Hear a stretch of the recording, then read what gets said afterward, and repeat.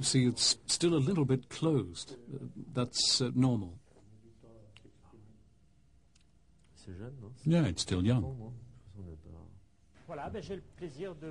So, there I'm pleased to present you the Baeckeoffen of pullet, with artichokes, potatoes, lemon, small onions, rosemary and tomatoes.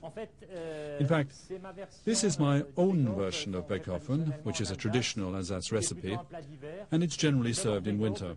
First of all, the word Baeckeoffen is a bit of a mouthful for those people who don't speak the Alsace dialect. It means the baker's oven. In the old days, when housewives went out to do their washing in the morning, well, before they did their washing, they would stop at the baker's. And there at the baker's they would bring along this dish filled with leeks, onions and pork, lamb or beef, according to what they had to hand. And they would let it all marinate with a touch of garlic and perhaps a little thyme, and then it would cook slowly in the baker's oven. And then at noon, on their way home, they'd simply pick up the pot and place it on the table. So, to make this recipe, I need some lovely little potatoes like this one here. Then, I use tiny poivrade artichokes, garlic, candied lemon, tomato, rosemary, and some small onions. Now, these are really very small. They can be twice as big. And, of course, the loveliest little Blackfoot pullet.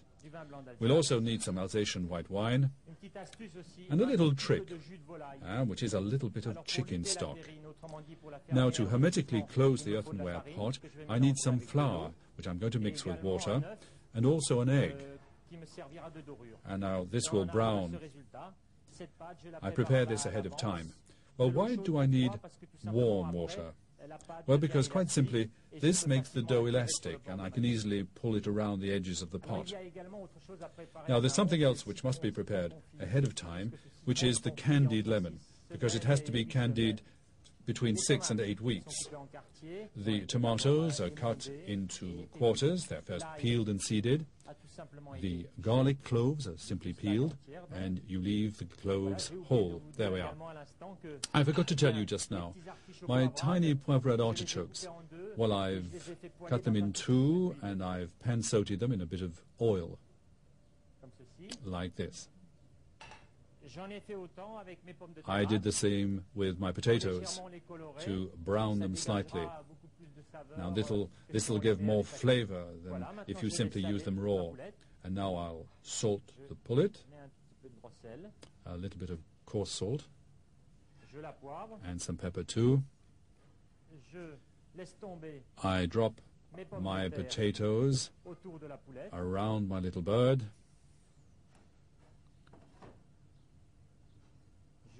And I also spread the artichokes around.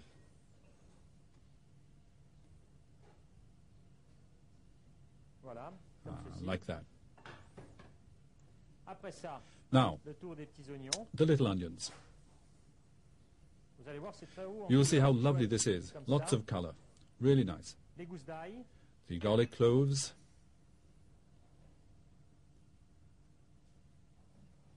My tomato. There we are. I arrange it all very daintily. And lastly, my candied lemon. There. I was going to forget. My 2 twigs of rosemary, like that. You put it around the bird. I add now a full glassful of Alsatian white wine. Of course, the Alsace people will always choose the largest glasses they can find. Okay, just a little more. And then I add my chicken base. Once again, a full cupful. And finally, my chicken juice. Now I close the pot. So I put on the cover. Then I take the sealing dough, and I start at one end of the pot, and I adjust it all around. It's like a kid's game. It's like plasticine.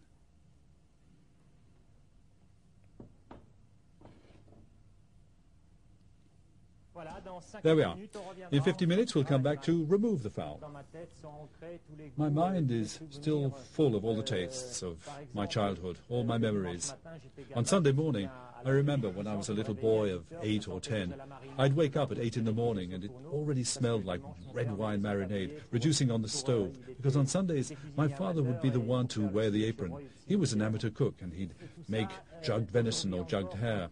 And so today, when I think of a dish and when I try to create something, because you can't really create something every day, you have the feeling that you create every day, though it's already been done somewhere else. But what I mean is that all of this is connected to my childhood in my mind and the pleasure I had of living in a family, well, in a family where gastronomy, good eating, and then good drinking, they were really a passion. So, there we can go now.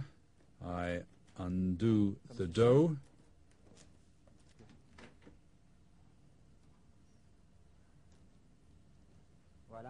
And remove it like this.